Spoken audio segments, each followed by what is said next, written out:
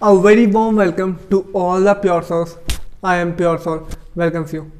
आज अपना टॉपिक है इंडिया में जो भी एजुकेशन कमीशंस आई हैं, जो कमेटीज आई हैं, आपका बेस तैयार करने के लिए गारंटी है आप कुछ लेकर ही जाएंगे, कुछ नहीं बहुत कुछ लेकर जाएंगे। लाइक शेयर सब्सक्राइब मर्जी आपकी है, टोटली मर्जी आपकी है। चलते हैं सीधा। सबसे पहले इंडिया में कोई एजुकेशन को लेकर किसी ने बात कही तो वह है वुड डिस्पैच। कब आया? 1854 में।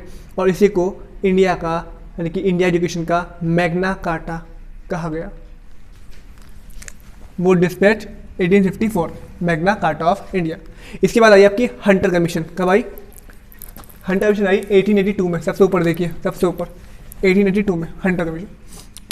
इनका नाम पूरा क्या था? जैसे चेयरमैनशिप करी सर विल्सन जेम्स हंटर, ठीक है 1882। तो पहले वुड डिस्पैच, फिर हंटर। उसके बाद आई सैडलर कमीशन। ये बहुत इंपॉर्टेंट है भाई। 1917 से 1919 तक, और इसी के 2-3 साल बाद आई आपकी हार्टॉग कमीशन, ठीक है ओके। सैडलर कमीशन जो बेसिकली थी वो थी सेकेंडरी एजुकेशन पे, और सेकेंडरी एजुकेशन मतलब यहाँ पे 9-10 नहीं है, यहाँ पे है 11th 12th और प्लस आपका ग्रेजुएशन, याद रखना। तो इन्होंने सैडलर ने कहा शॉर्ट में कि भाई एक ऐसी संस्था हो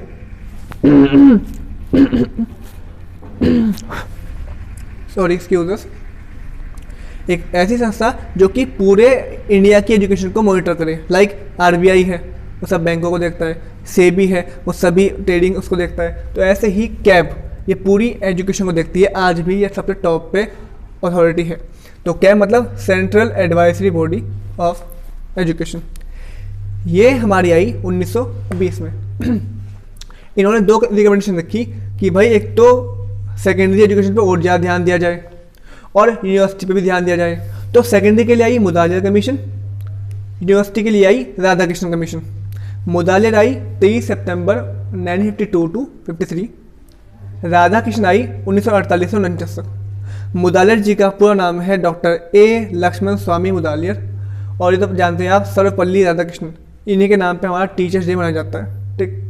फिर मुदालियर कमीशन ने एक रिकमेंडेशन दी कि भाई हमारे यहाँ पे यूजीसी होना चाहिए एक, तो इन्हीं की रिकमेंडेशन पे 56 में आया यूजीसी, ठीक है आ गया। 56 में यूजीसी आ गया। फिर 1964 में एक नई कमेटी गठित हुई, नाम था उसका कोठारी कमीशन। पूरा नाम इनका दौलत सिंह कोठारी। इसमें 20 मेंबर थे, ठीक है, और 5-6 मेंबर बाहर के भी थे, फॉरेन कंट्रीज़ के। और इस कोठारी कमीशन को ही इंडियन एजुकेशन कमीशन कहा जाता है, याद रखिएगा।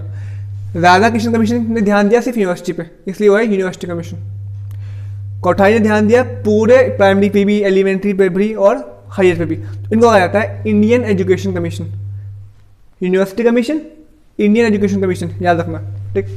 ये कब आई थी कोठारी? 14 जुलाई 1964 से कब तक? 29 जून 1966 तक, 2 साल लगभग, ठीक है। और फिर 64 में जो आई कोठारी ने बहुत रिकमेंडेशन दी हैं। अब तक सबसे ब्रॉड कोई है तो यही है, लेकिन फिर भी 2-3 चीज़ मेन इन्होंने ही 10+2+3 का सिस्टम दिया।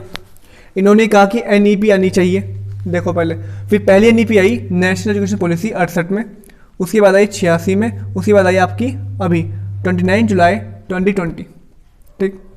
पता है आपको इसमें पैटर्न चेंज कर दिया गया है, पैटर्न हो गया है 5+3+3+4, शॉर्ट में 53-34, याद रखना, पेपर में पूछा जाता है। और जो 86 वाली बीच में आई थी, इसको अमेंडमेंट किया था 1992 में, ठीक। तो 3 एनईपी अब तक आ चुकी हैं। और एक बात, क्या तुमने कभी सोचा कि जब 11-12 में स्ट्रीम लेते हैं, साइंस, पीसीएम, पीसीबी, ये कहाँ से आई? ये सब मुदालियर की देन है, ठीक है। और लेकिन